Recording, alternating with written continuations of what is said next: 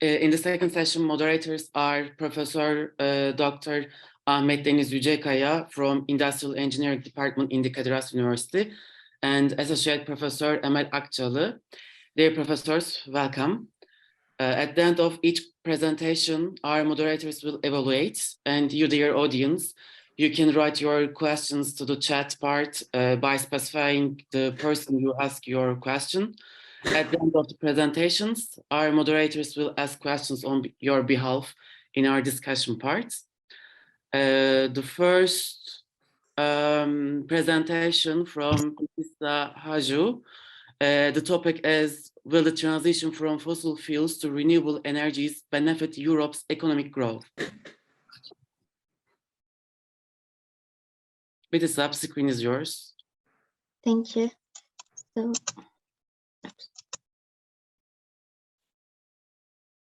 can you see my screen? Yes. Yeah, we can see. Okay. Also the full screen, right? Yes, full screen. Okay, great. Okay, so hello everyone. My name is Btissam Hajjaoui and I am a master's student at Kadir Has University, majoring in industrial engineering. So today I will discuss the relationship between the energy transition from fossil fuels to renewables and Europe's economic growth. So we will see if this relationship is positive, negative, or neutral.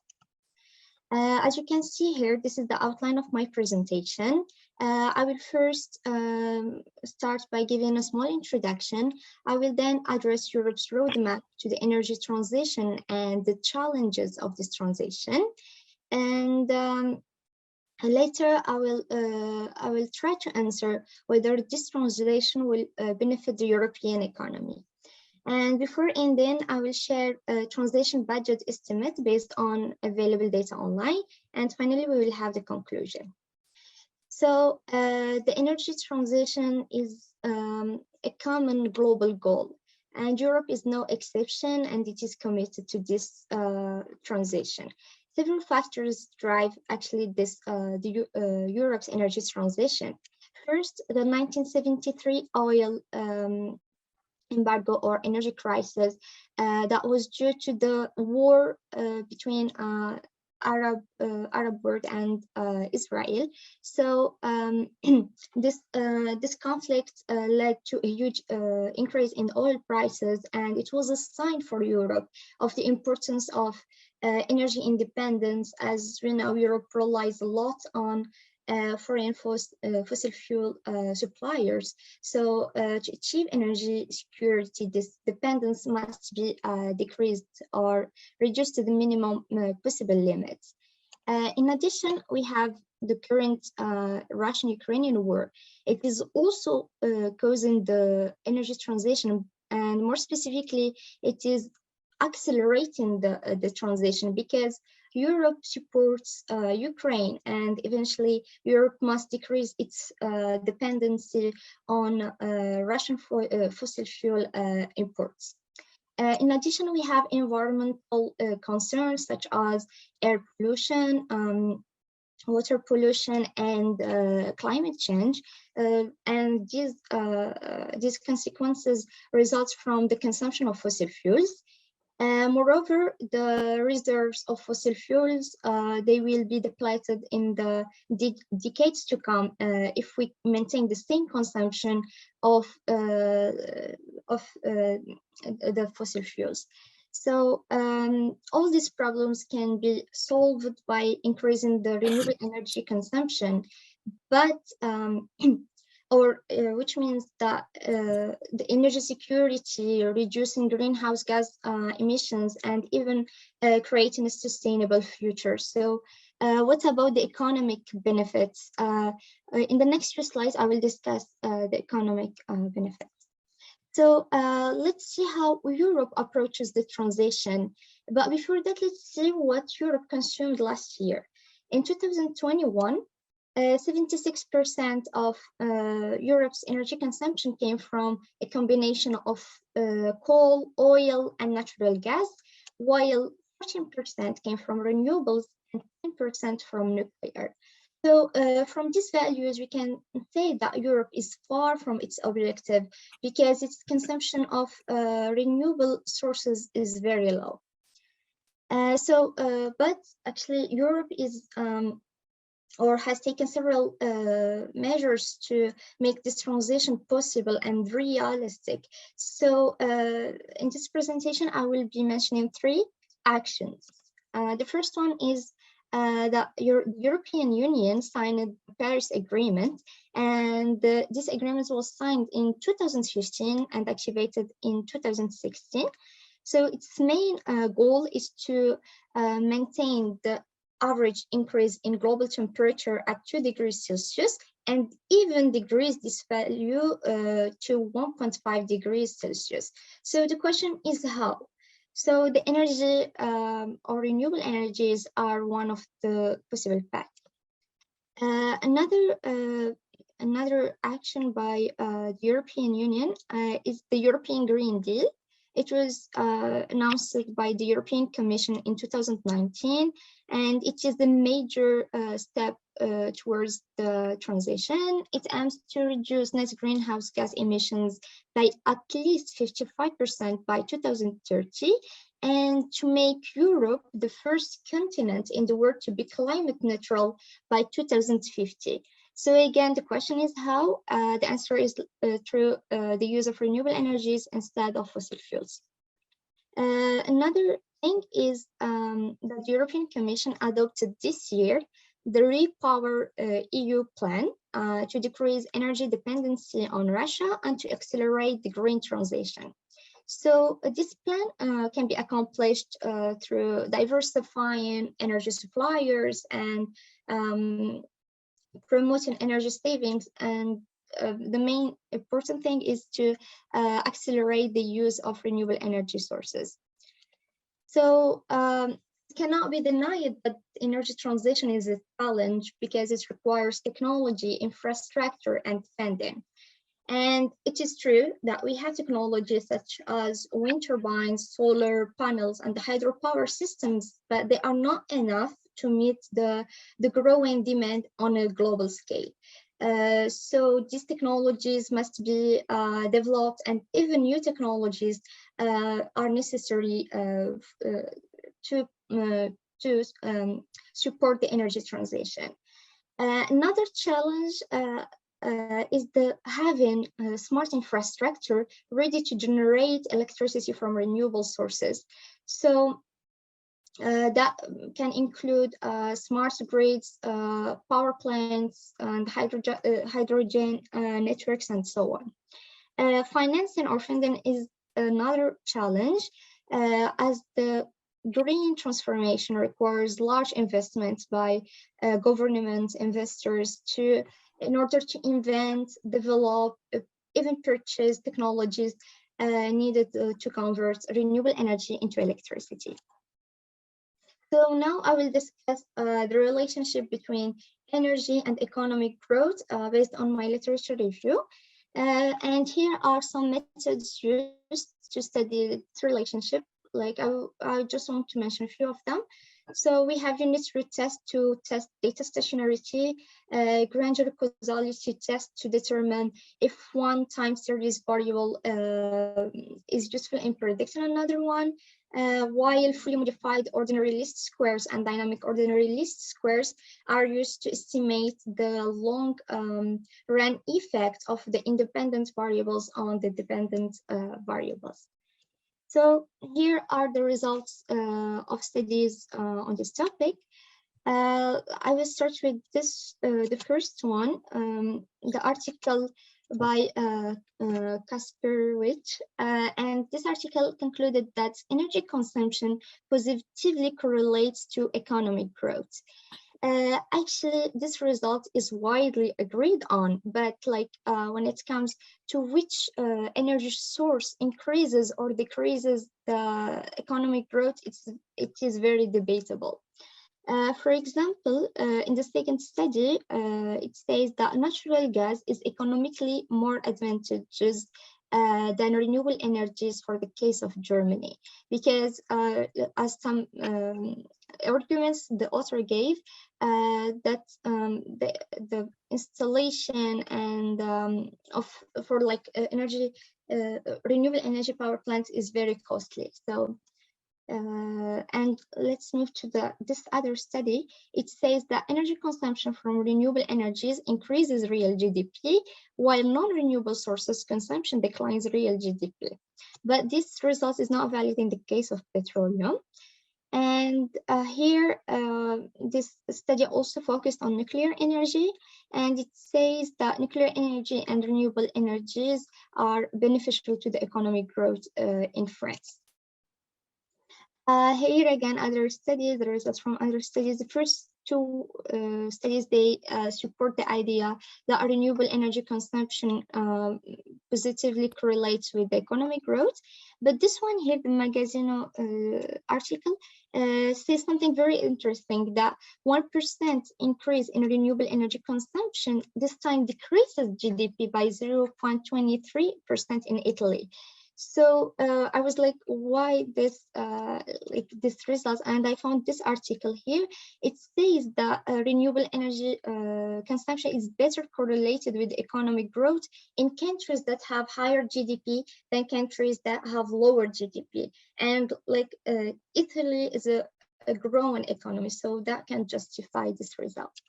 And finally, this is the last slide about my literature review. So the first two studies again say that renewable energy consumption positively impacts economic development by increasing the GDP.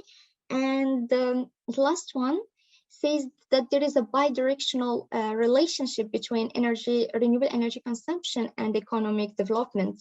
So it's not always like, okay, so a 1 unit increase in economic growth leads to an increase in renewable energy, but a 1 unit increase in renewables leads to a decrease in the economic growth. So it's not always, the relationship is not from one direction. So from the literature review, we can say that the consumption of renewable energy generally benefits economic growth more than consumption of non-renewable energy. But will the impact of renewable energy consumption on the European economy still be positive with the full transition to renewables? Actually, it is very hard to answer this question, because the transition is linked with many uncertainties. For example, many people will lose their jobs once all the non-renewable power plants are closed. And it is true that like with renewable energy, many jobs will be created, but the question is, will this number be enough? And especially for people who are fossil fuel experts, are they going to be able to find the jobs in a different fields? So, okay. So as I mentioned before, transition requires a lot of money. So I tried to get an overview of the budget needed. And I found that according to Bloomberg NEF, it's a company that provides research services. It's concluded, or it estimated the budget to be $5.3 trillion for Europe's green transition. And I also found an academic article. It shows and also it estimates how much the European member states and the European Commission spent and will spend on research and development in the renewable energy field. And they used in the study two different scenarios in making the predictions. The first one is business as usual scenario that assumes that there is no change in energy policy. And the other one is an advanced scenario that assumes there is an increase in funds. So here some graphs. So this graph show the annual research and development expenditure by the European member states using the business as usual scenario. So here we see that the funding is generally increasing, but we have some fluctuations. And the funding for each renewable energy source is not equal, as you see here. For example, ocean energy, geothermal energy, and hydroelectricity, they are the least financed sources. And the funding is expected to be in 2030 more than 1.2 billion euros. And here it's almost the same graph, but I'm using the advanced scenario. So the funding here is expected to be close to 3.5 billion euros. So it's expected to increase.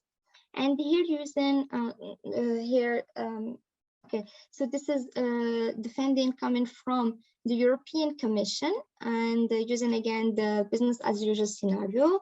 Here we see that the funding fluctuated a lot in previous years, but from 2021 up to 2030, it is expected to be almost constant. And this time for the funding for each renewable energy type, it looks more balanced compared to the funding coming from the European member states. And so it means that the European Commission is giving not priority to one specific energy type, but most to all of them. So for the funding here, by 2030, it is expected to reach 500 million euros. So we can see that, like when I was talking about the funding coming from the European member states, we were talking about billions of euros, but now with the European Commission, we are talking only about millions of euros. So the European member states, they are funding more the energy transition compared to the European Commission. So as I said before, the funding is expected to increase to facilitate and accelerate the transition. And so will Europe be able to cover the cost of the transition? So this is also debatable.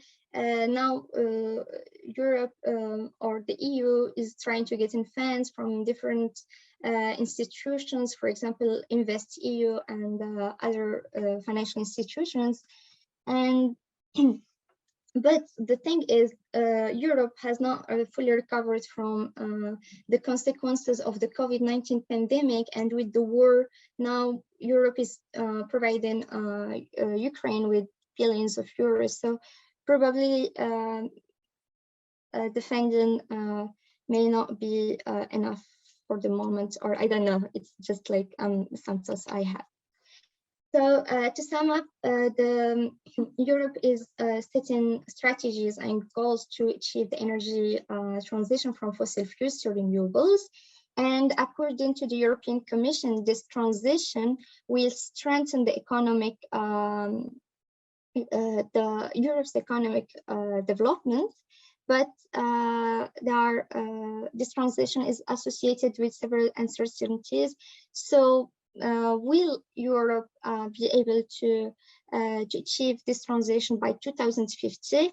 It seems impossible for now, but time will show the right answer to us. So here is the list of references I used in this presentation. I hope you enjoyed the topic, and let me know if you have any questions or comments. Thank you very much, Btissam.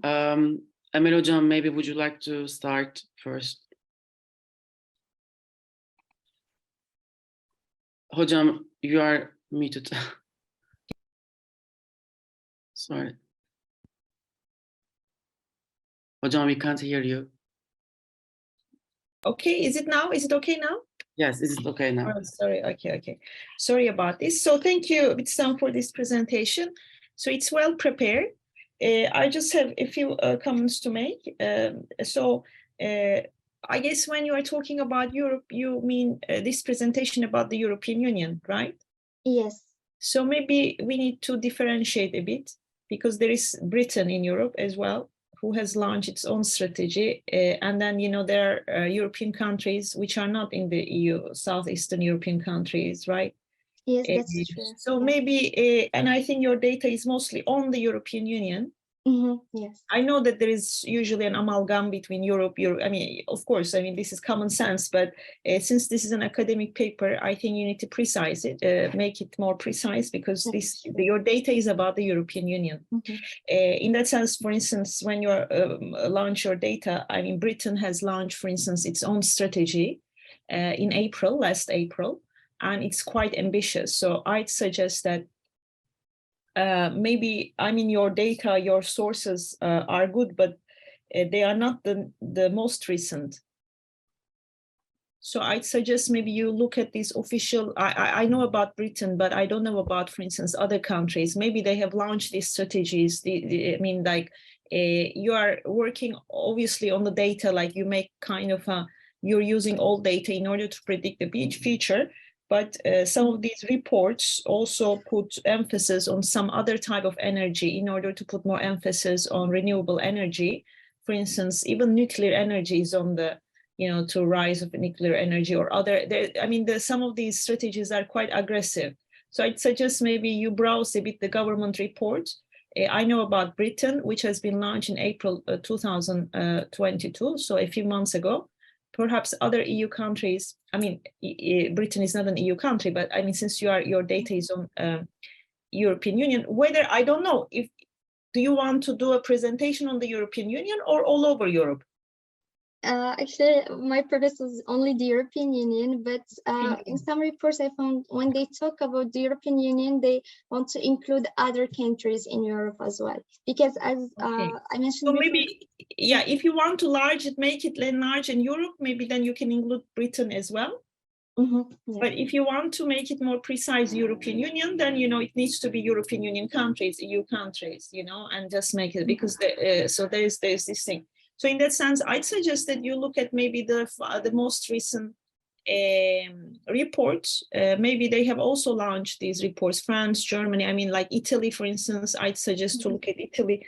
I suggest to look at Greece, for instance, because Greece is, the southern European EU countries are especially launching Spain, for solar and wind energy, right? I mean, there are some of these aggressive plans and projects on the islands, for instance, right? I mean, some of these farming lands are being transformed into solar energy and things like that. So maybe just to update a bit the latest reports, latest things. I mean, this updating is important. The precision of the terms are important in that sense, which Europe we are talking about. This is what I see. I think that this is basically my critique of it. I think that it will really make your presentation, I mean, your research much more interesting and up to date. So thank you. Thank you so much. Ahmet Hocam. Thank you for this presentation, Btissam. So is it a part of your thesis or work with Ayşe Hoca or some other professor? No, actually, it's part of the course I'm taking this semester.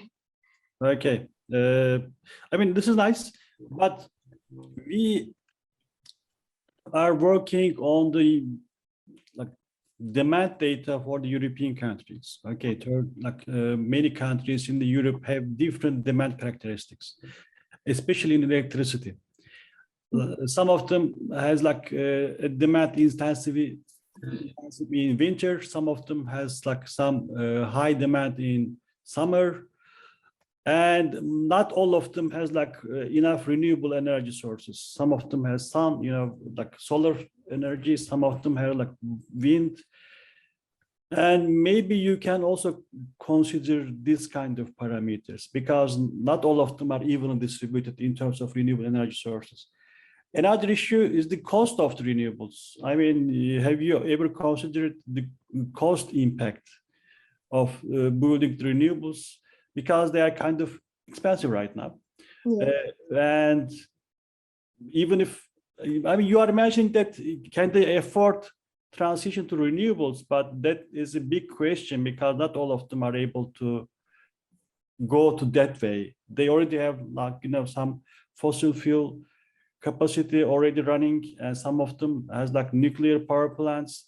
And especially in the light of this war between Ukraine and Russia, they decided to go for the fossil fuels maybe for a shorter time, but they still consider those ones. This is a good picture, but to make it more realistic, you might need to include the cost perspectives and the availability of renewable energies in European countries. Then I think the picture will be better to look. Okay. Yes. Thank you for the presentation. Thank you so much for your feedback. I will try to work on these points.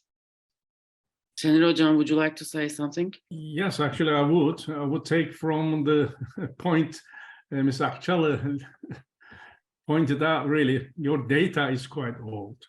Your prediction relies on 2013 results. Now, the new predictions and new results are quite different than those. You should be replacing those with the new data.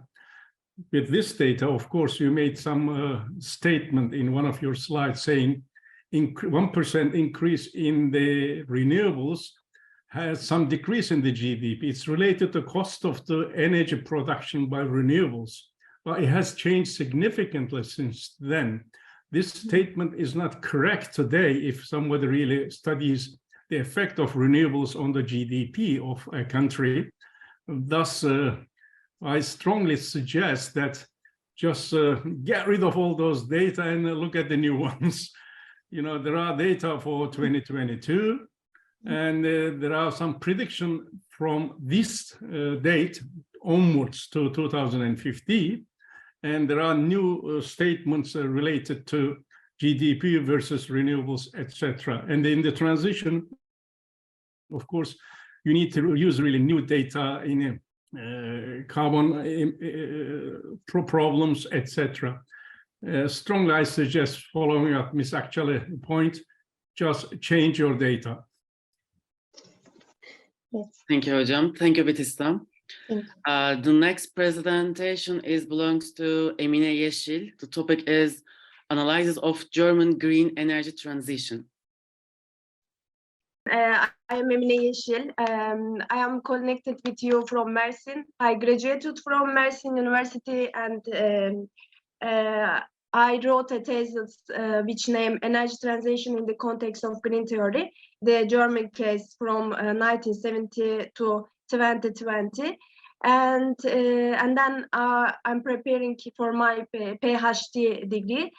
And today I will speak about my study. And my study's topic is analysis of German energy transition in the context of green theory.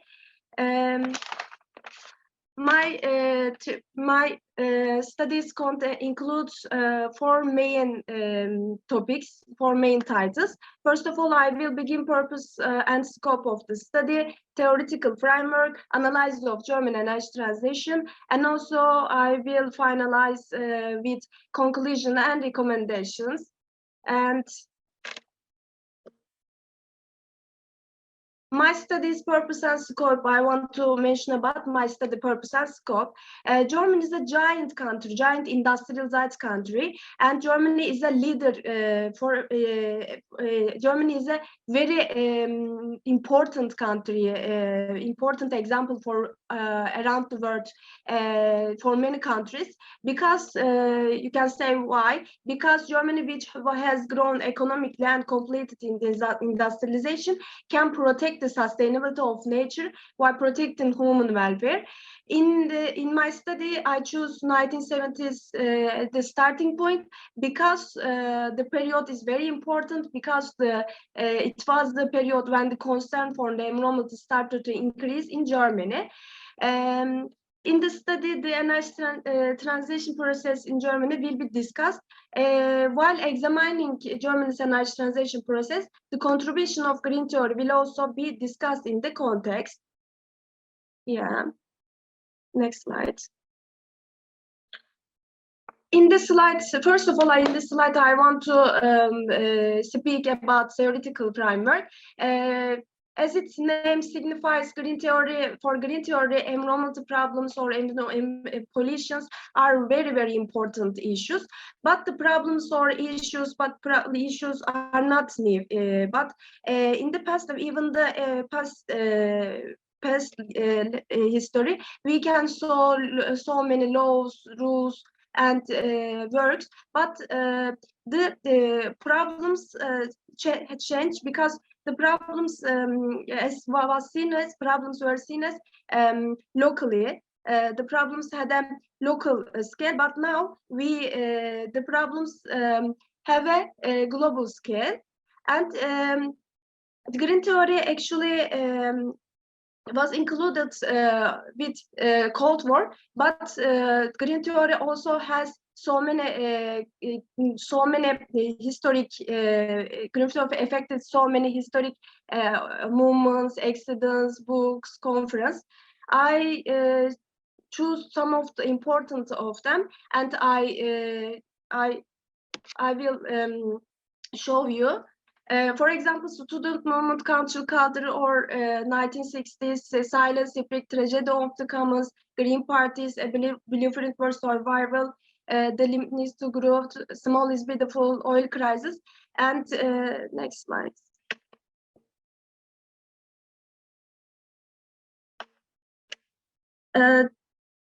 As you can see, the problems, the accidents, the works is very important for green theory. Actually, before Cold War, we cannot say green theory. We say green thinking or green movements. Green movements has a radical movements actually. And after Cold War, green theory was included to international relation arena.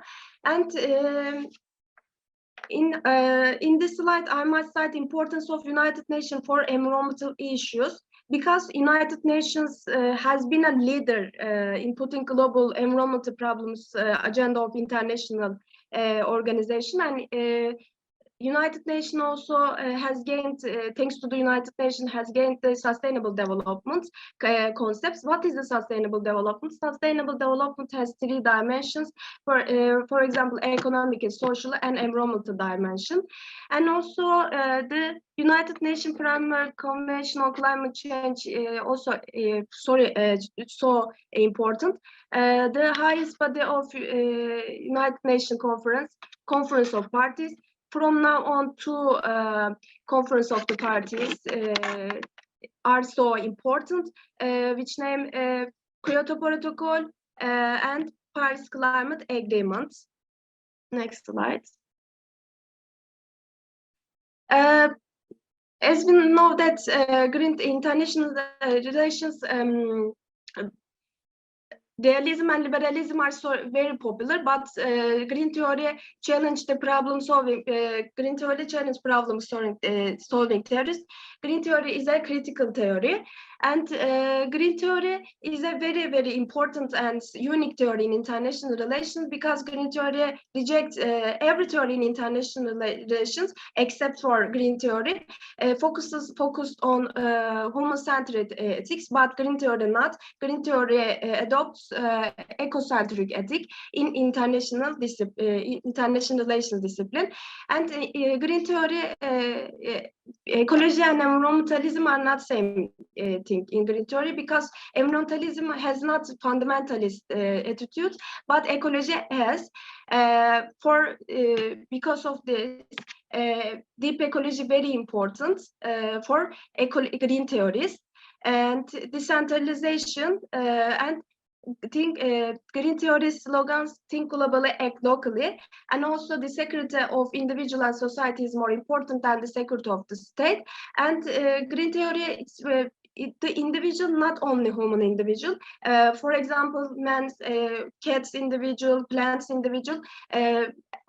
Green theory focuses on individuals, not human. The spatial dimension of environmental problems has a transport nature, and unfortunately, because of the environmental problems, the problems creates climate refugees. Next slide.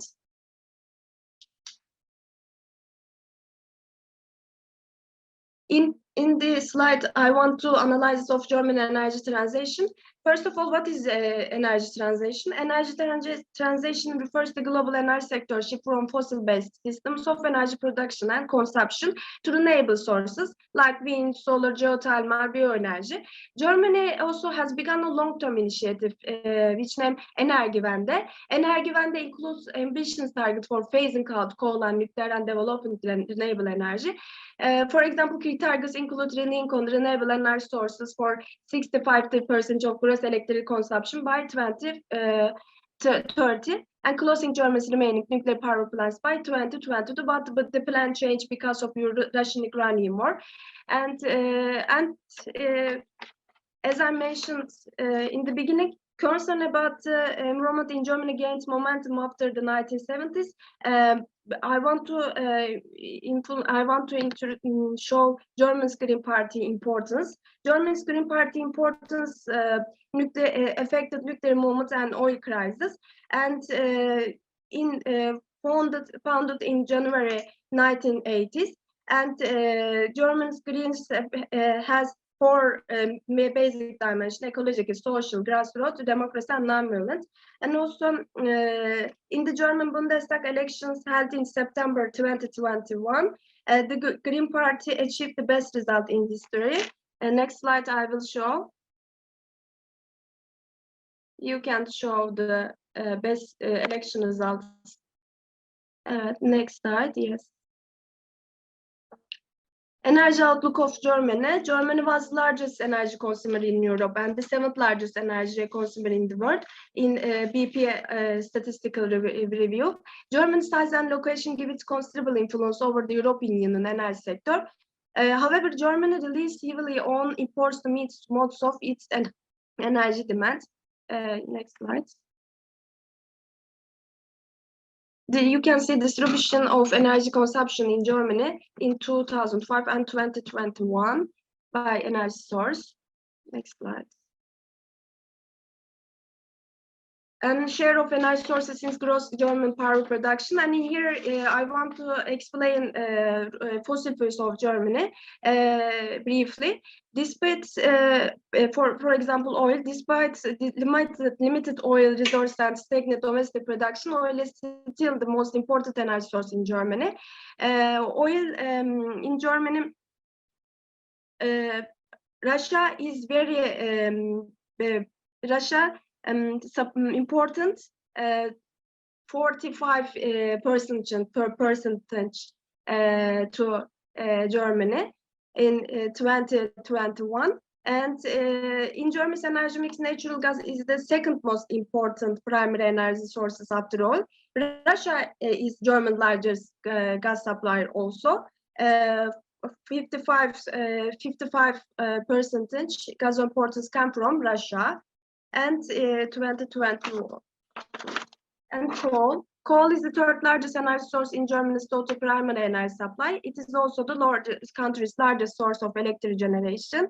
Actually, in 2018, Prosper Heine, the last hard coal mine Germany's ruled region, was closed, but the plan was changed because of Russian-Ukrainian war again. And Germany has been the world's largest producer of lignite since the beginning of industrial lignite coal mining. Next slide. Renewable energy sources are most of the important sources of electricity for Germany. And the expansion of renewables is one of the central pillars in Germany's energy transition, Energiewende. Germany's energy supply is to become more climate friendly, and it's also make us less dependent on imports on fossil fuels. Solar energy is very important for Germany because despite, in fact, Germany does not see much sun during the year. Although the country is making great progress in the fight of solar energy and is one of the largest solar energy producers in the world. You can see hours of shine, quantity, and numbers of sunny days in Germany. And next slide. Wind energy.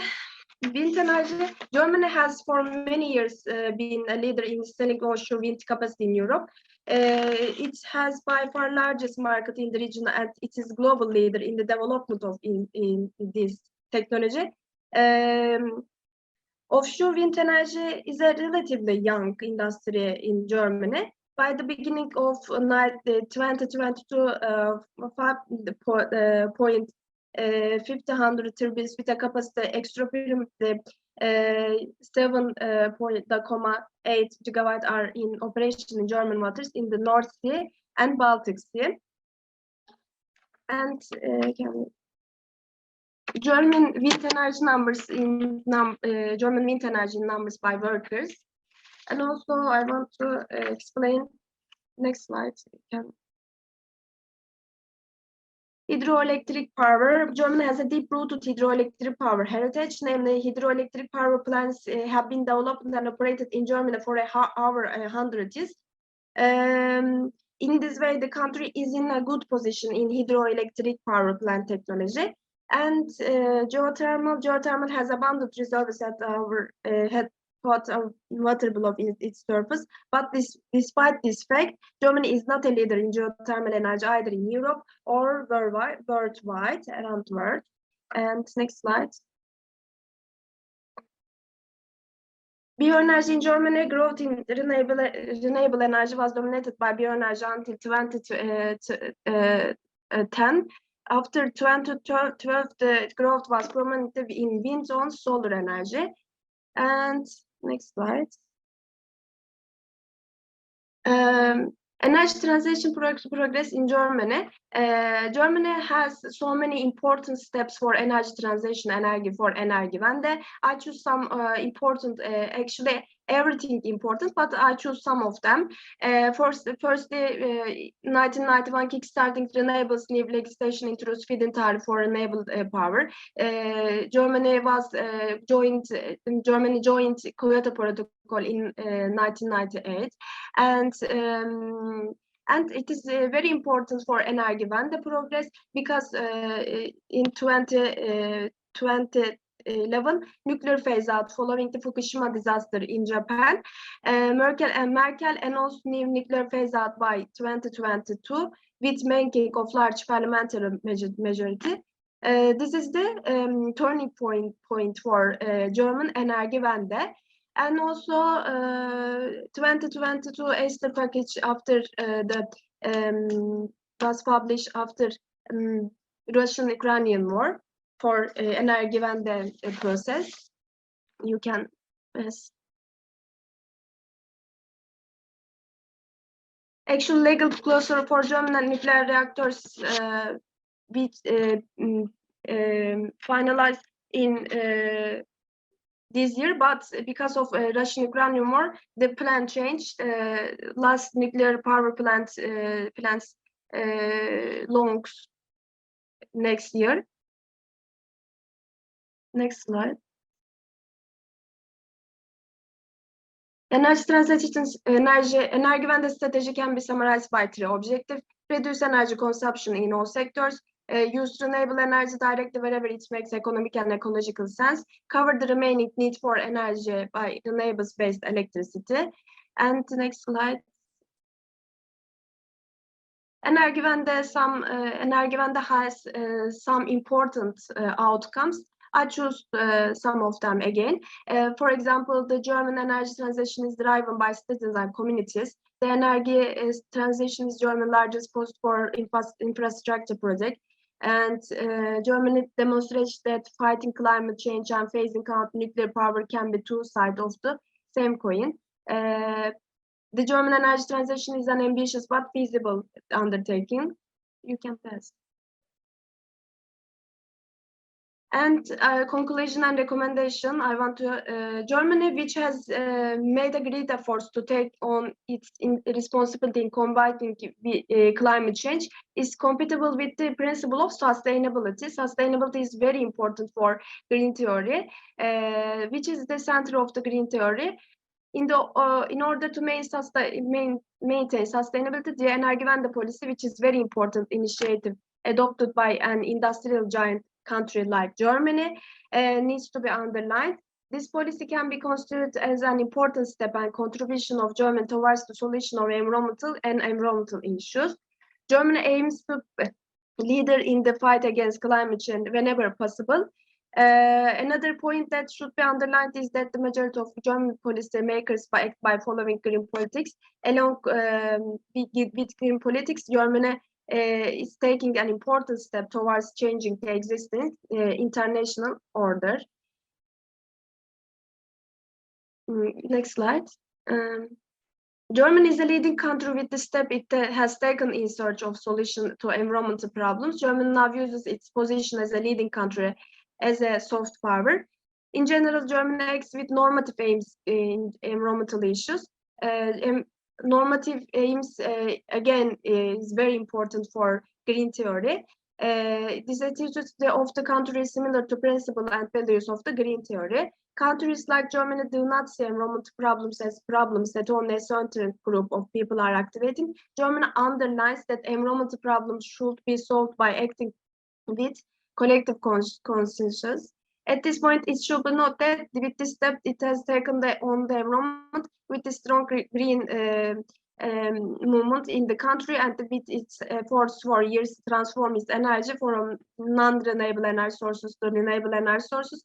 Germany is one of the countries that most comply with the principle and values of green theory. And next slide.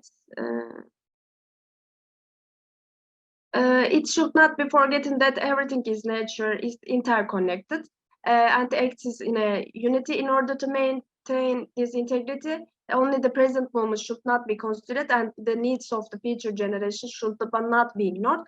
For the existence of a sustainable world, both individuals and state, as seen in the example of Germany in the study, must take the responsibility that falls on them. And next slide. Thank you for listening to me. Questions? Emel Hocam, would you like to start first? Okay, so Emine, what is this? Is this part of your thesis or what? Yeah, it's part of my thesis. My PhD? No, master degree. Master degree. So, what's your problematic? What is the puzzle of this research? What are you? Statements, my studies, a study like Germany, why follows the economic, how can I say, economic transition. Okay, I mean, I find this, it's a kind of a descriptive study. You are trying to make a descriptive study about, because I couldn't really understand the puzzle. I mean, yes, because everybody follows this strategy now. Mm-hmm. So it's not such a particular thing, right? Turkey is also following a green transition. But Germany has a normative stance, and in Germany, every people, governments follows the Energiewende project. But it is very important for Germany's culture, and collective. It is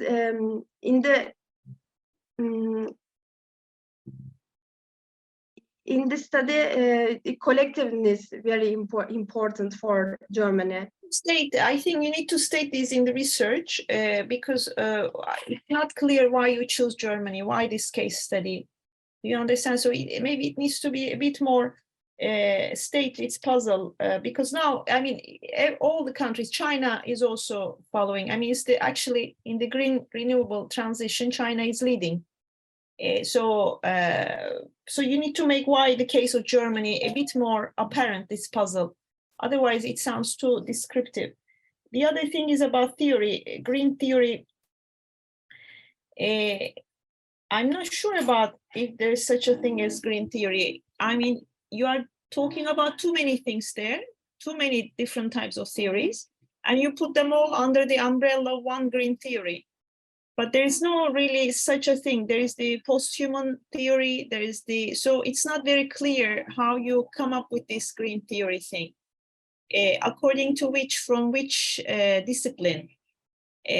So, and you are putting too many literature review there and then making a kind of a mixture. So you need to really define if this is your own framework, or has somebody has come up from a certain discipline with green theory. So you talk about Erkan, I mean, you talk about too many things there, and you're using second sources, and not really the sources that who have launched, for instance, this environmental theory, post-human theory, or Anthropocene theories and things like that. So that green theory part is a little bit confusing as well. These are the things that I found a little bit problematic. Kind of the lack of a clear puzzle, why, for instance, Germany has been taken, I mean, it's particular, so this needs to be explained. And the theory part, I think it was a bit too hasty, like put everything in one plate without really explaining what this is about. Yeah. Ahmet Hocam? Yeah, my talks are similar to Emel Hoca. I mean, Emine, this is a nice work. You are trying to figure out, I mean, how Germany behave in terms of, I believe, this is my interpretation, how Germany fits the context of green theory. But what is your research question? So what are you trying to find? I mean, Germany is a country, they have like some capacity, some of them are green, some of them are fossil fuels, and they are changing. So what are you trying to find? I mean, I could not find the answer to this question. So you have presented something, the past of the Germany, the green theory, you know, how things change, but what are you trying to say? I mean, many countries right now, they're just half. Some of them are like fossil fuels, some of them are nuclear, some of them are renewable, as kind of, you know, they are investing as much money as they can to the greens. And if it is economical for them, Turkey, for example, right now we are heavily investing to, you know, wind energy or solar energy. Can you tell us that Turkey is following green theory, Emine, or not? Are you following green theory, Turkey? No, Turkey doesn't follow. Why? Doesn't follow green theory. Just a second. Turkey follows only interest follows its interest. If the interest comply with renewable energy, Turkey follows the strategy. But Germany, for many years, follows the strategy, not only on interest. So how do you know that? I mean, do you have like, you know, solid data or like proof or something that shows that? Plus, why is Germany using natural gas then since years, if it's only following green energy? Why is it so? You know, I mean, we can't ignore the truth, but Germany aims to be greens. Aims to be green. Turkey wants to be green too, you know. Everybody wants to be green now. Okay, I told you China is leading. Not Germany, China is leading. So you need to find exactly, particularly, I mean, it's not just to say what Germans are like this, a collective thing. A lot of people are protesting in Germany as well of Germans' strategy against Russia, I mean, vis-a-vis Russia. So, I mean, collectivity is, you know, you cannot be sure of that. Emine, I mean, if you want to publish this one as a paper, they will ask these questions to you. Okay, how do you know? What is your research question? Show us, prove us. I mean, what is the difference between Turkey or Italy or Germany? So you have to be more solid on this kind of things, okay? Other than that, I mean, your presentation nice, you are like showing us lots of good information. Okay, Germany is this one, but there is a missing part. Most important part is your focus, your research question. Okay. Okay. Thank you. You're welcome. Thank you, Hocam. Maybe we can continue with Latife Nur Demir. I suppose that everyone can see my presentation in full screen, right? Okay. Yes. First of all, let me introduce about myself in a brief way. I am Latife, and I'm a master's student in Istanbul Technical University Energy Science and Technology Department. This presentation include the EG of carbon border adjustment mechanism on cement industry and sectoral cost impact and energy analysis. First of all, we will talk about the climate change issue, which is the main reason of all development. Then we will talk about the European Green Deal briefly, because all this development has begun with this strategy, as all we know. Then, of course, carbon border adjustment mechanism come next, which is the main part of this presentation. After that, we will talk a little on cement industry emission intensity and energy consumption, and then I will show the result of cost impact of CBAM and scenario studies, and of course the conclusion and the recommendation.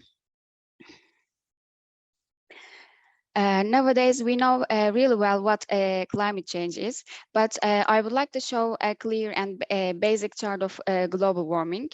Actually, a fluctuation of carbon dioxide level in the history is very normal. However, especially after the 1950s, carbon dioxide level increased never like before.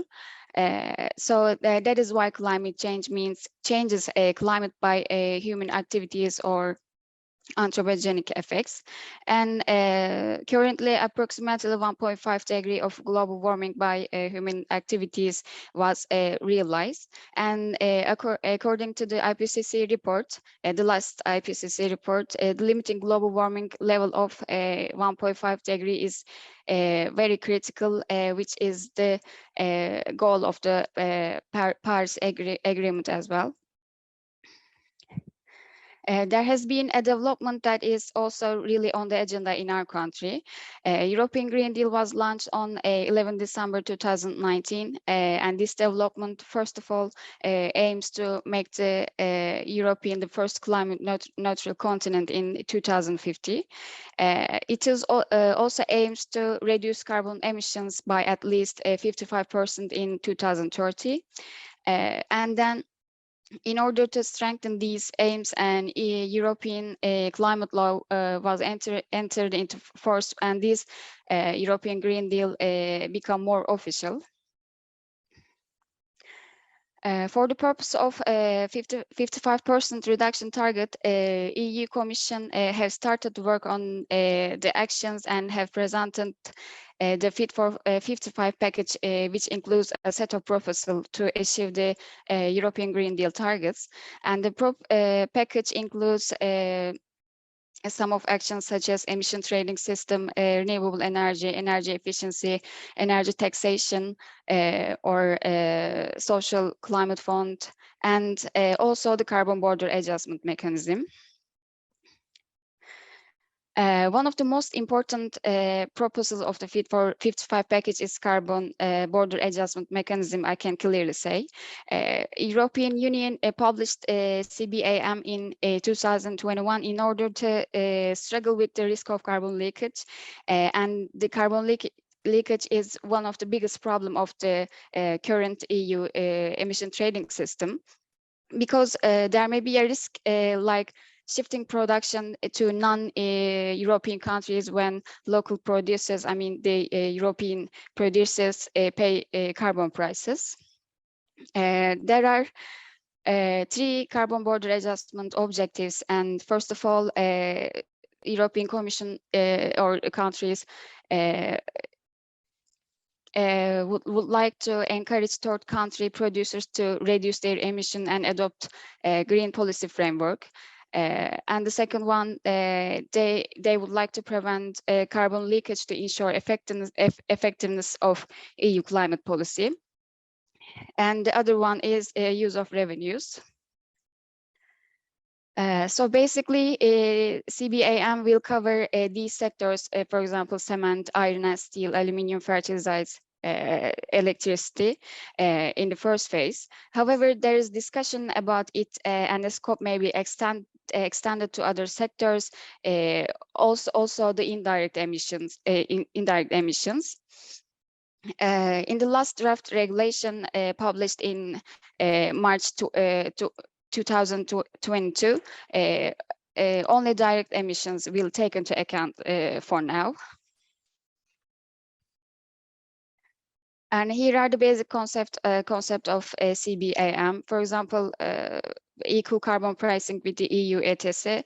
Importers will need to pay a carbon adjustment corresponding to the price which EU producers will pay under the current EU emission trading system. And the second one, climate objective, and the main goal of CBAM is to reduce carbon dioxide emissions in the EU and globally, because you know the climate change is a global problem clearly, and gradual phase in to allow businesses adaptation. And the last, non-double pricing. For example, if a non-EU producers can show its national carbon price mechanism, that amount of price can be fully deducted for the EU. So we can say clearly the national emission trading system is very important for us in terms of the carbon border adjustment mechanism. I would also like to show a basic mechanism of phase in and phase out of CBAM and the EU emission trading system. In the transitional phase, there won't be a payment. After 2026, the free allocation will be phased out gradually, and both importers and EU producers will pay for the remaining part. After 2036, everyone have to pay for all their emissions, so that this CBAM will mirror the European emission trading system and will be fair for the in terms of the competition. Here is a basic implementation of carbon border adjustment mechanism. First of all, importer will have to register with national authorities and purchasing CBAM certificates. And then they need to declare of the quantity of goods and their embedded emissions for the preceding year by 31 March of each year. And then they need to surrender the CBAM certificates corresponding to the amount of GHG in the imported goods. And also a deduction of any price that already paid in a third country may be considered.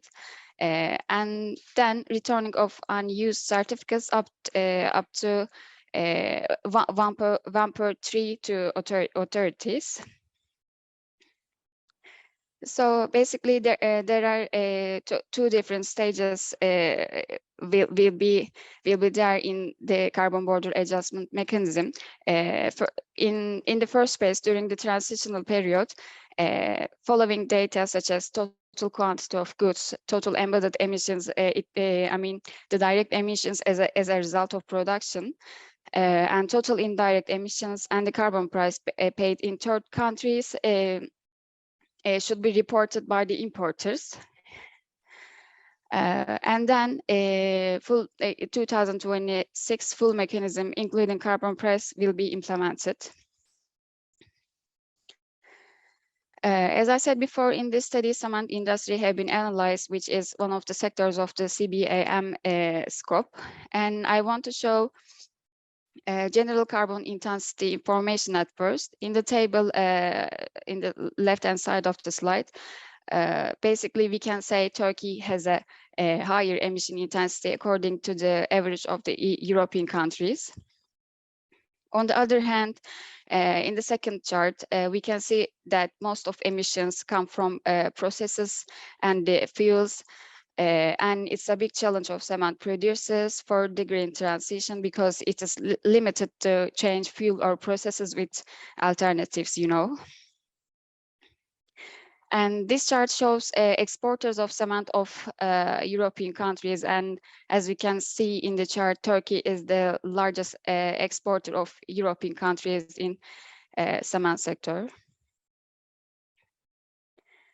The main output of CBAM is cost impact. We can say that clearly. Therefore, we have analyzed the cost impact of CBAM in the future with scenario-based calculations. Here are some of information belong to the study. We have studied with real data of the Turkish cement producers. In this facility, emission intensities of cement and clinker according to the scope 1 emissions are 0.845 and 0.846 respectively. And these values are relatively higher than European countries. In the second table, values with scope 1 plus 2 emissions are shown. In addition, in this production facility, scope 1 emissions comes from coal, natural gas, fuel oil, petcoke, and other alternative fuels. And basically, scope 2 emissions come from purchased electricity.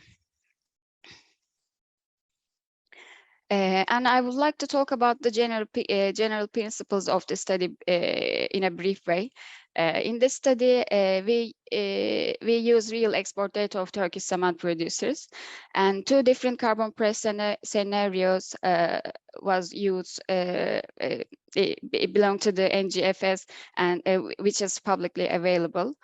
The first one is net zero 2050 scenario, and the other one is divergent net zero scenarios. Also, 450 kilogram carbon dioxide per ton emission intensity target in 2030 was considered.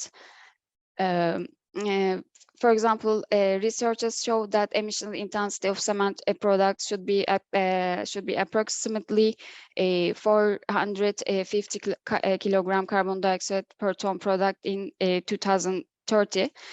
For these cement producers, actually it means 6.8% of reduction on a yearly basis. Then scenario analysis show result up to 2030. The main reason of that is the fourth phase of the EU emission trading system will be implemented between 2021 and 2030. And here are the baseline scenarios. We calculated that there will be an increase for the export amount in the following period according to the progress of the export amount in the history.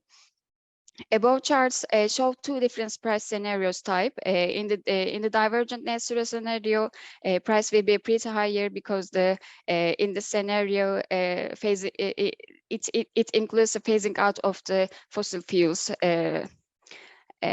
And net zero scenario price will be so that the pretty higher. For cement product, it is same. And below charts shows the difference between if only direct emissions take into account or both direct and indirect emissions are taken into account. Of course, scope 1 plus 2 scenario is relatively higher, but there is not much differences because as we talked about before, for cement production, emission mostly come from the fuels or the processes. I mean, not much from the electricity. So there are 2 reasons behind the increases that I want to point out. First of all, according to the price scenarios that we used, price will be increased up to 2050 due to the net zero actions and phasing out of allowances. And the second one is the increase of the export amount in the near future. However, export amount may be also affected negatively and decrease due to the carbon border adjustment mechanism, but it is not included in these scenarios. And these charts show if there's a reduction target in the facility and the reduction amount is 6.8% in a year on a yearly basis, according to the 450 ton carbon dioxide emissions intensity target in 2030. So clearly, if there's an action to reduce emissions, cost weight will be lower than the baseline scenarios. And these charts show what will happen if indirect emissions are taken into consideration. As you might guess, there's a little difference, but because there's a little difference because of the high direct emissions volume in the production processes. And then these charts shows the general scenario comparison.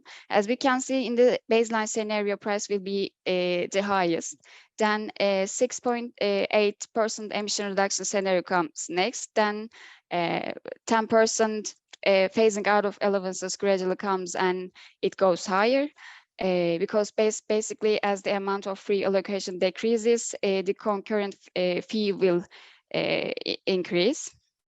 And the other one is both reduction target scenario and the phasing out of allowances gradual scenario. So the conclusion is producers will need to reduce their emission level at least up to level of European producers for the competition. In addition, the carbon intensity of global cement production needs to be reduced by 40% from 2015 level by 2030, and at least 85 and 91% by 2050. And most emissions comes from processes and fuels rather than electricity, as I said before. In order to reduce cost effect, studies such as energy efficiency and increasing the use of alternative energy sources should be definitely accelerated. And basically, the most important actions is a full decarbonization of industrial production, for example, the use of electricity or green hydrogen and carbon management for heat sources and feedstock. But these technologies are still continuing the development. And the actions to avoid is avoiding new carbon dioxide intensive infrastructure.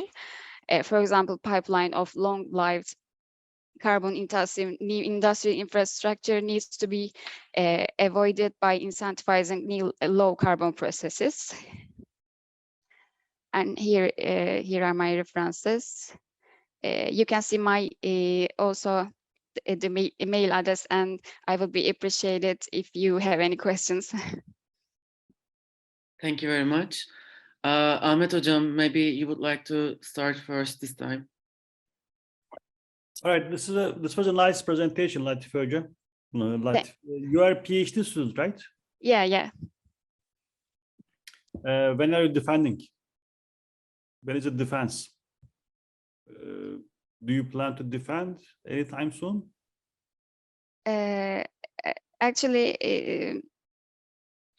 yes, I can say yes. This is a nice presentation. As I said, my question is, again, what is your research question, first of all, again? So basically, what is the cost impact of the carbon border adjustment? Of course, for the importers, not for the Turkish producers, because it affects directly the importers, indirectly the Turkish cement producers. In the first phase, we would like to see the cost effect and the relation of the competitiveness. Okay, and you assume that the Turkish exporters will pay a carbon price to European countries or European Union for the cement or other products, right? Have you considered the issue that if Turkish government, charges a carbon price, then that is cheaper than the European Union or higher than the European Union, these scenarios can be real. I mean, a real issue in. Yes. Have you considered them too? Yes, we considered it, and it is one part of our study, but it is not included in this presentation. Okay. I can say. Okay. You said that you have used real data from cement industry. Yes. Okay, I mean, these are my questions. This is a nice presentation. Thank you. I thank you. Emel Hocam. Yes, thank you, Latife. So yes, this is quite a professional presentation. I also agree with Ahmet Hoca, but it's at the same time you are doing a PhD. I'm so sorry, I'm a little bit excited, and I'm not a PhD, I'm a master's student in Istanbul Technical University. I'm so sorry for that. Okay, you're a master's student, because I was just going to say, if it's a PhD, I also wasn't sure. This is more like a research report about cement industry and how cement industry is going to adapt to these changes of, carbon emissions. But when it's a PhD, it's an academic word. It used to be more than that, not just a report. Yes. But Yes, for instance, definitely. why are you doing this? Or what is it contributing to literature? What type of literature, type of thing? So this was completely lacking from the presentation. Well, but it's a nice, I don't know if you are willing to go to industry after. Obviously, this is a very nice report. Like if you were working in an institution, research institution, and if they pay you, look, make this, it's a great. But if it's academic and if it's PhD, you need a bit more. So that's why you are doing this research, what is going to serve, what type of literature, from what academic angle you are looking at this, and why are you doing this? First of all, I'm planning to continue to my PhD education, and then I want to go in a deep in the energy analysis, and what is the alternative energy sources and the feasibility. These studies may implement it in the future. So what is the department you are doing this? Energy Science and Technology. That's a department called Energy Science and Technology. Yes. Well, in this department, Energy Science and Technology, are there any conceptual frameworks that you are learning? How to study all this? Because usually we study things, but we need to also conceptually think about this. From which angle we are studying this? Or are we just doing descriptive studies? Latife, are you in Energy Institute, right? Yes, true. Ebru Hocam, there is Energy Institute in Istanbul Tech. This is only dedicated to energy studies, mostly, not social, but like studies. So in that sense, I'm an international relations specialist. When I hear obviously something like this, for me, it's more like a report, like a industry report prepared for the industry. It's not an academic piece for me when I see it from this. So that's why I'm asking these questions. But in case it's a completely different sector, completely different department with a completely different objective, then yes, I don't, but then the parameters do not fit my thinking. But if you would like a kind of an academic advice for me, I would like to see, so what does this tell us? What does it contribute to energy studies? Because you are in an academic institution.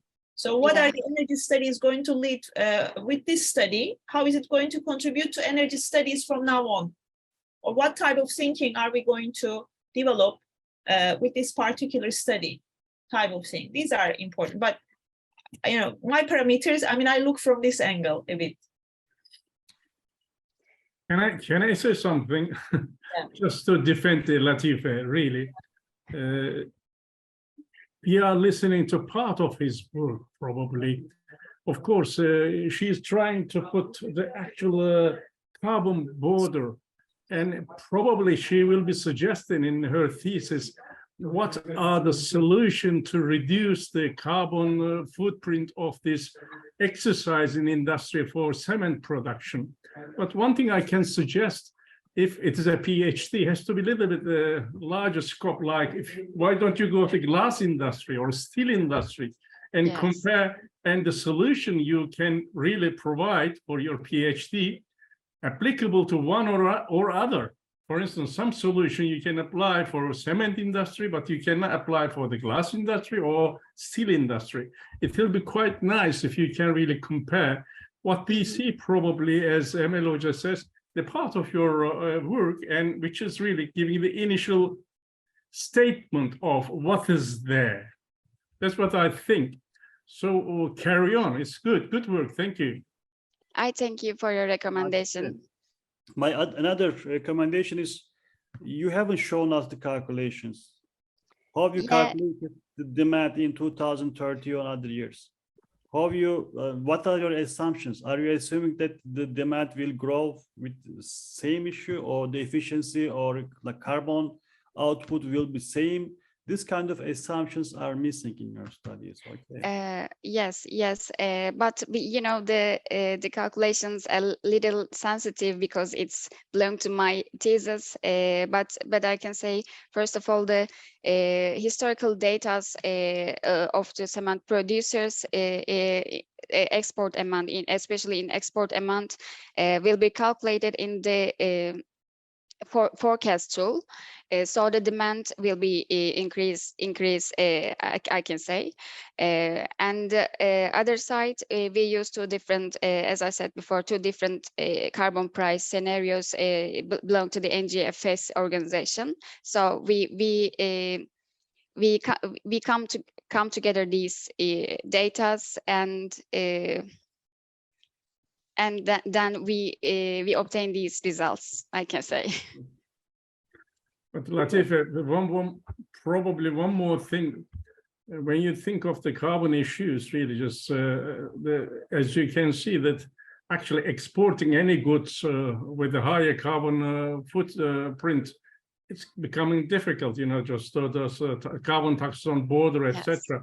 It could be another angle probably to look into to make Emel happy.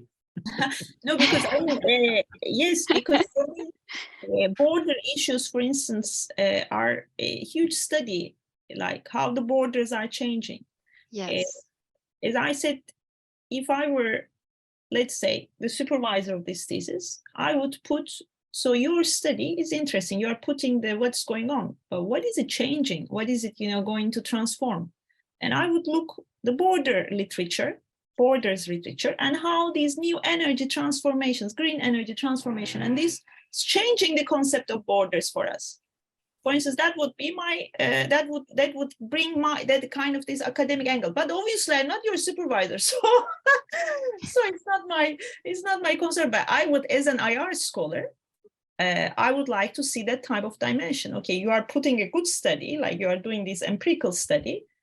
But what is it contributing? You know, what is it changing? And then, and it would, for instance, it would really create. This is in that sense, it's an excellent case study for border studies, because obviously borders are changing now with these new energy transformations. Or our concept of borders, our concept of import, export, and all these things.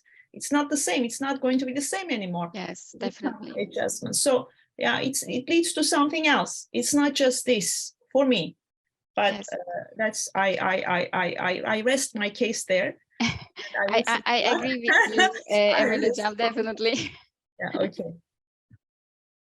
And thanks for your recommendation. These are very valuable for me. Thank you. Thank you, Latife. The last presentation of this session is Hazal, belongs to Hazal and me. I'm sharing.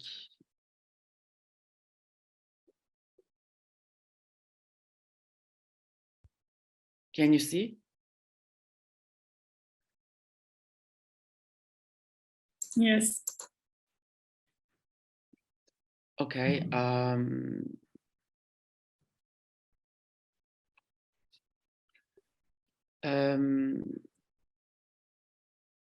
First of all, I will present you a piece of study that we prepared together with Hazal for a different study. So this is an introductory study. We just trying to simplify and summarize the relatively more complex energy transition policies and strategies among EU issues in this presentation. First of all, I will explain the European Green Deal's targets for the energy sector, and afterwards the strategies determined by the European Green Deal to reach the assumed targets will be evaluated. As you know, the European Green Deal launched 3 years ago in 2019 with purpose of making Europe the first carbon neutral continent by 2050. The European Green Deal consists of 8 policy areas like climate, energy, agriculture, industry, environment and oceans, transport, finance, regional developments, and research and innovations. Among them, energy is crucial to reach the emission reduction targets because more than 70% of greenhouse gas emissions of the EU come from energy. I couldn't find the current greenhouse gas emissions pie chart by sector for the EU as like this one. This is from last year, no, 2 years ago. The European Green Deal made the previous targets more ambitious in all these areas. The existing targets for 2030 were at least a 40% reduction in greenhouse gas emissions compared to 1990, at least a 32% share of renewable energy, and a 32.5% improvement in energy efficiency. These targets were revised in the Fit for 55 package proposed in July 2021 by increasing the emission reduction targets at least to 55% by 2030 and climate neutrality by 2050. The renewable energy share to at least 40% and the energy efficiency to 36% for final and 39% primary energy consumption. However, as much as I could follow, I saw a news at Twitter and Euronews that the EU will increase its emission reduction target from 55% to 57% by 2030 as a new goal after the COP27.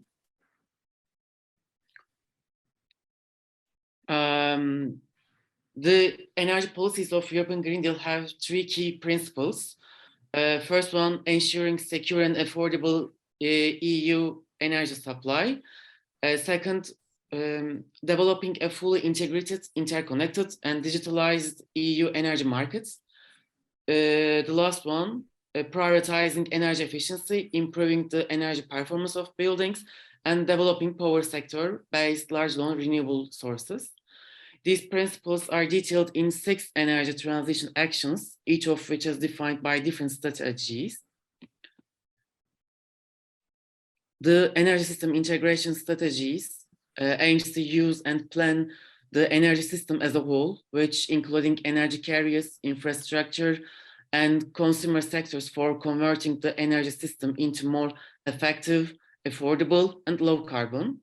It means connecting the various energy carriers like electricity, heat, cold, gas, solid, and liquid fuels with each other and with the end-use sectors such as buildings, transport, or industry. Today's energy system is built on several parallel vertical energy value chains, which strictly link specific energy resources with specific end-use sectors. And linking sectors will allow for optimization of the energy system as a whole, rather than decarbonizing and making separate efficiency gains in each sector independently. This is important for better integration with cost-effective decarbonization while mitigating emissions and ensuring competitiveness in the sector. The strategy requires coordinated planning and operation of the energy system as a whole across multiple energy carriers, infrastructure, and consumer sectors. According to hydrogen strategy, using green or clean hydrogen is the least expensive way to achieve the goal of reducing greenhouse gases. It aims to use hydrogen as a raw material, fuel, energy carrier, or storage for the rapid decarbonization of energy, transportation, construction, and other carbon-intensive industries such as steel and chemical industries. According to strategy, to achieve the EU's goals, it is necessary to install at least 6 gigawatts of renewable hydrogen electrolyzer and produce up to 1 million tons of renewable hydrogen between 2020 and 2024, and 40 gigawatts of renewable hydrogen electrolyzer and produce up to 10 million tons of renewable hydrogen between 2025 and 2030. The strategy expects that hydrogen should be fully integrated into the EU energy system by 2030.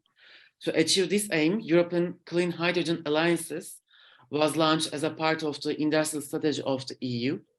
The main aim of the European Clean Hydrogen Alliances is to identify and build up a pipeline of applicable investment projects in the hydrogen value chain and to create a clean hydrogen market. The renovation wave strategy is directly related to the construction industry and buildings which have high energy consumption and greenhouse gas emissions. The strategy aims at making buildings more energy efficient, sustainable, and less carbon intensive by renovating, recycling, and reusing the building's materials. The strategy focuses on 3 objectives: energy poverty and renovation of worse performing buildings. Second, improvement and energy efficiency of public buildings and social infrastructure. And the last one, the carbonization of heating and cooling system of buildings. The strategy requires reducing the greenhouse gas emissions of building by 60%, final energy consumption by 14%, and energy consumption for heating and cooling by 18% by 2030. It also aims to renovate 35 million buildings with low energy efficiency by 2030. The methane strategy aims to reduce methane emissions by preventing methane leakage and prohibiting venting and flaring and improving methane emissions measurements and reporting in the energy sector. Methane emissions, which are the second largest contributor to global climate change after carbon dioxide, come from the energy, agriculture, and waste sectors. About 1/3 of human-related methane emissions come from the energy sector, of which the emission could be reduced by 45%. The methane strategy requires reducing methane emissions by 35% to 37% by 2030 compared to 2005.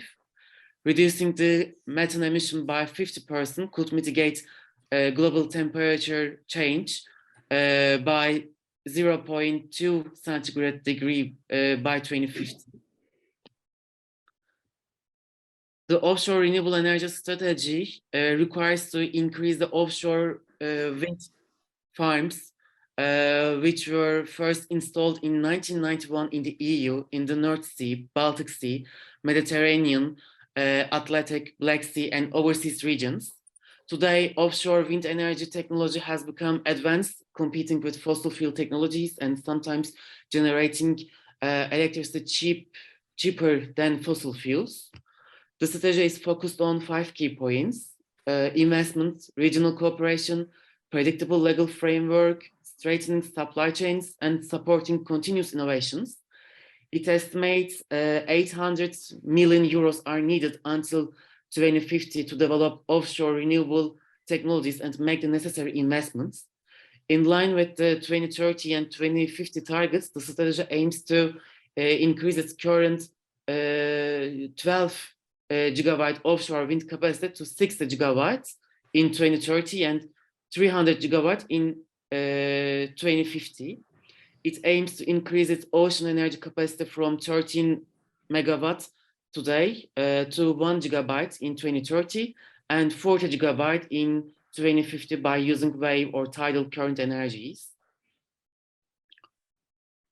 The Trans-European Networks for Energy is a policy focusing on linking the EU countries' energy infrastructure by providing funds for improving current energy corridors and networks and developing new ones. The policy prioritized 11 energy corridors, as you see at the slide, and oil supply connection in Central Eastern Europe. By developing these corridors, the EU aims to strengthen the existing cross-border interconnections and ensure the integration of renewable energy. In addition, the 3 priority thematic areas are given by the Commission. First one, deployment of smart grids. Second one, electricity highways. And third one, a cross-border carbon dioxide network. In conclusion, I can say that such an extensive energy transition will not be easy, but it's not impossible. There have been energy transitions from wood to coal to oil or natural gas before. The regulations of the EU on the environment at the supranational level started with Single European Act in 1987 and continued with the Maastricht Agreement, Maastricht Treaty, Amsterdam Treaty, and Lisbon Treaties. There are also directives. The current targets you can see on the slides are the EU's 2020 targets and were set in 2009. Looking at the total in 11 years, the EU has exceeded its targets by 2.1%.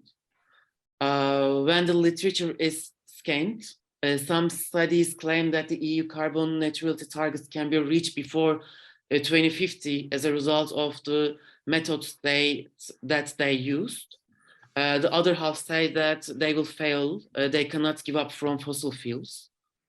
And currently, due to the geopolitical situations with Russian-Ukrainian war that has started in February of this year, I think these goals will be successful because Europe must do it, and Russia is not a reliable supplier for them anymore. However, I think it's too early to make a judgment yet. We have to wait at least 3 or 4 years, maybe more, for this judgment. Yeah, maybe I can continue a bit. Yeah, when Erkan and me started to this study, actually we try to match some other students with the whole study, but we couldn't achieve. Maybe we will continue together with Erkan. So it is our self-criticism. Normally, in my every working, every studies, I try to put some theoretical framework of that.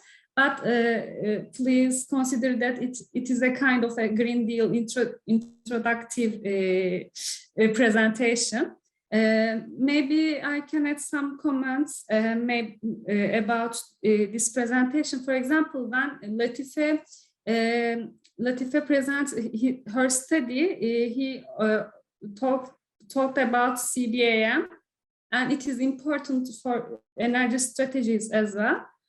But when we study Green Deal's energy field, I realized that it is not about external borders issues, it's about internal issues. European Union tried to reconstruct its energy policies in whole, and European Commission has a very important role about that. So maybe our study can continue with European Commission steps and their readiness about that. So I want to criticize us, self-criticism about ourselves. Thank you very much. Yes, it is well, it is, I guess you are just exploring what this is about and how it's going to, I would just look at, I think, about the Green Deal, about the different dimensions, kind of the feasibility, how much it's taken into, now, as you have mentioned with these, the conflict in Ukraine and Russia, what type of impact it's going to, it seems like actually the countries, the EU countries are giving even more importance to it. But maybe you can look at, okay, the importance is given, but the potential needs to be how feasible is this, or how able these countries are actually to meet these goals. And then for the peripheral countries like Turkey, this has a great impact as well. And Turkey is also doing, taking many initiatives in order to meet, this criteria as well.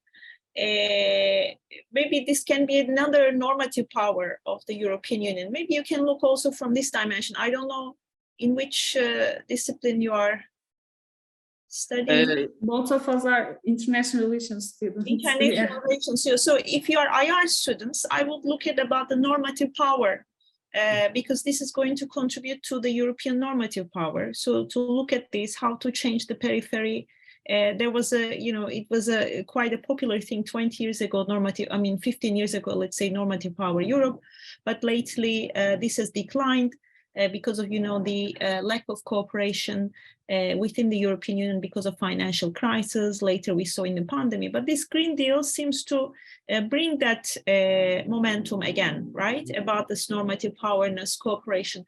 So I would look at this, explore it, not just, again, what's the Green Deal is about, but again, just like what is it going to lead to? What is changing in the mentalities and in the policies?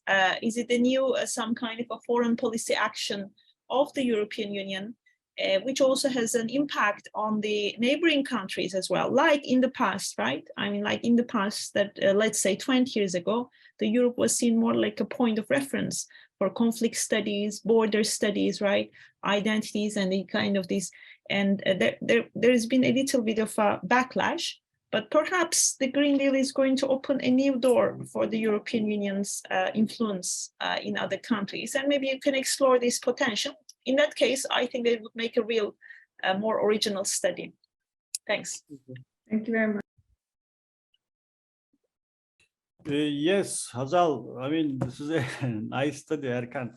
I like it, but it just gave me information, about the countries, status of the countries. But again, you should give a direction. So what is the purpose? What we are trying to do, where we are trying to go? Okay, then maybe you can have a shoot for a publication. Okay, maybe if you try to submit to some place. Other than that, science looks for, the objective. What are you trying to do? At the last slide was good, showing the percentage of the countries in the European Union, how successful they are to achieve the green. Maybe that might be a good topic to go.